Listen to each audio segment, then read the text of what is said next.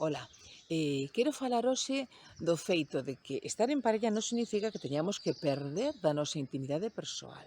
E isto ven a colación, bueno, pois do uso que se fai ás veces dos móviles e das redes sociais da parella. Deixamos que a parella, pois, tome decisións en algo que me compete a min persoalmente, non? E moitas veces isto se relaciona, na miña experiencia, coas inseguridades, non?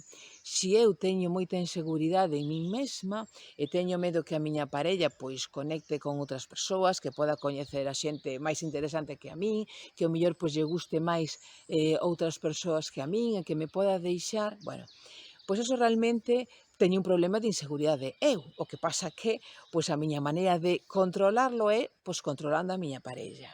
Pero craso error realmente, non? Aquí do que se trata é de, bueno, pois de construir relacións de parella en base a unha liberdade que temos, tanto unha parte como a outra, de estar, pois eso, con quen queremos estar.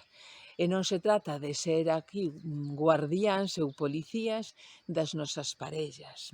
Entón, quizáis, pois interesa pois cada un tamén facer a súa reflexión ou cada unha e valorar que se cadra, pois as miñas inseguridades persoais é algo que podo traballarme, para logo poder ter pois unhas relacións de parella máis xeitosas, construtivas e que, bueno, que podan saír adiante e tendo pois unhas vidas plenas, non?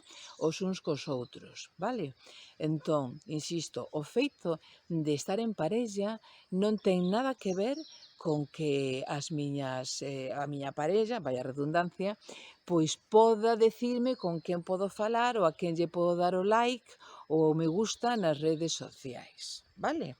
Esas son cuestións que ten moito que ver coas inseguridades ou, no peor dos casos tamén, bueno, con manipulacións puras e duras, das que falamos tamén noutro vídeo, bueno, pois hai que tamén, ao mellor, poñer límites e deixar as cousas claras, vale? Pois veña, ata logo.